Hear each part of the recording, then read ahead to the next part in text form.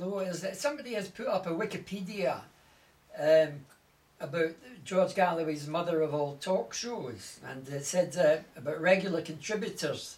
There was a piece about where it mentions me, and it says that in spite of our left-wing origins, both of us, George Galloway and I, we managed to disagree on some subjects like religion or boxing or the legalisation of drugs. And I'd like to take up, it's just recently that cannabis has been reclassified back to B as opposed to C again, you know.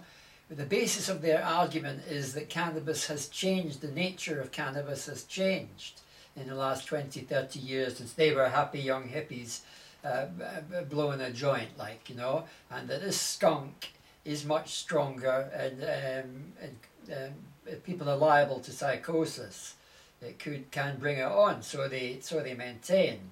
They don't know how they prove that the person wouldn't have become psychotic anyway, is beyond me. But with this argument about strength, and no one seems to take them up on this, it's simply, all they're doing is comparing whiskey and beer.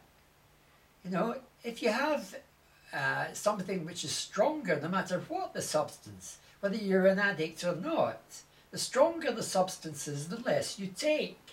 I mean, it's just simple common sense. And yet the government uses this logic as an argument against the wishes of their own committee which they appointed to investigate the subject. Every committee, every official or voluntary committee which has looked into the subject of cannabis have come up with the same conclusions. And that is that it can be a beneficial drug.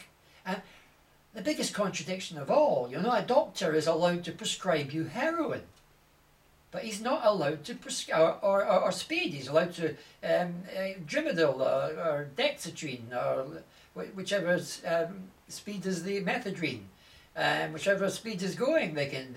I've been injected by speed with doctors to bring me out of an OD on barbiturates, you know, and I've people say short-term memory loss with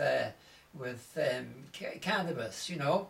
Well, there are three things wrong with cannabis. One, that it's illegal. Two, that's a short-term memory loss. And I can't remember what the third one is now. But cannabis, I have never heard of anyone losing their memory to the extent that they wake up in the police station and don't know why they're there, which happened to me many times when I was imbibing an illegal drug. I would wake up in police stations and I could have been charged with murder for all I knew. And sometimes they knew this, you know, and they would keep you hanging on before you would find out that it was a drunken disorderly or whatever, like, you know. And I used to be a regular appearance at Bow Street, and occasionally when they get fed up seeing you, they would send you off to Brixton for medical reports, and you would get a lie in then and get a wee bit of health back, get some vitamins, see a psychiatrist. Psychiatrists would say this man is not mentally ill under the terms of the Mental Health Act, and therefore fit to serve a prison sentence. Of course, you were in no danger of a prison sentence because you'd only been arrested for being drunk in the first place. But I've never heard of anybody, wild-eyed cannabis smokers or even ecstatic youth. Don't bother me when I go out in the streets, but sometimes drunks do. You know, there's more a chance of what exactly is the drug problem. You know, the drug problem is created by the government itself by making it illegal. Cannabis was in general use in the early part of the 20th century. Queen Victoria used it for period pains. Some dusty old chemists in the 60s still had bottles of cannabis linctus on their shelves. There was a doctor called Dr. Dunbar who used to prescribe cannabis linctus, and there was a group called Dr. Dunbar's Prescription. And he used to have wee parties with his patients on a Friday night, and they'd all come and toast each other in cannabis and wish each other good health, because they saw it as a health-giving exercise, the smoking of cannabis. It's not necessarily, people would argue, that you have to use tobacco. Now, you don't have to use tobacco. You can use herbal cigarettes.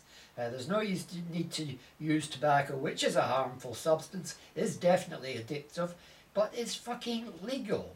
Man, you know, they can't get this into their head. They keep saying, oh, why make things worse? But you can't treat one group of people. It is not justice. Yeah, to treat one group of people different to another group of people, i.e. cigarette smokers and cannabis smokers. When the cigarette smoke is clearly more, nobody has ever died from cannabis. No, not a single person in the whole history of the use of cannabis has died directly from its use. Yeah, and yet you can go to prison for 5 years. Now this is outrageous, absolutely outrageous. Especially when millions of people, including our administrators, have all indulged in it. And don't give me the argument about skunk being much stronger. Just don't use as much. You know, don't be daft. You know, if you don't, alcoholics drink even whiskey in small glasses and beer in big glasses. So I don't see why, if there were any crazy skunk addicts out there, you know, but how can you get addicted to something from which there is no withdrawal symptoms? It just wears off and you're back to normal. There is no reverse side to cannabis. And I've never heard of violent people, although Donovan did talk about a violent hash smoker, shakes a chocolate machine in Good Street, sunny Good Street. But I've never seen a violent hash smoker. He'd probably been on the piss, really. And Donovan didn't know the difference between somebody on the piss and somebody stoned and somebody drunk. Because peace and love, man, was what it was all about. And when the football teams went to Amsterdam and there was no booze supplied and they gave them all joints, it was a slow game. They're going, man, and you see the colour, that grass is green, man, isn't that fucking ball round? You know, round, man, like a sphere, like the universe. Hey, baby, groove. I'll move on now. Thank you.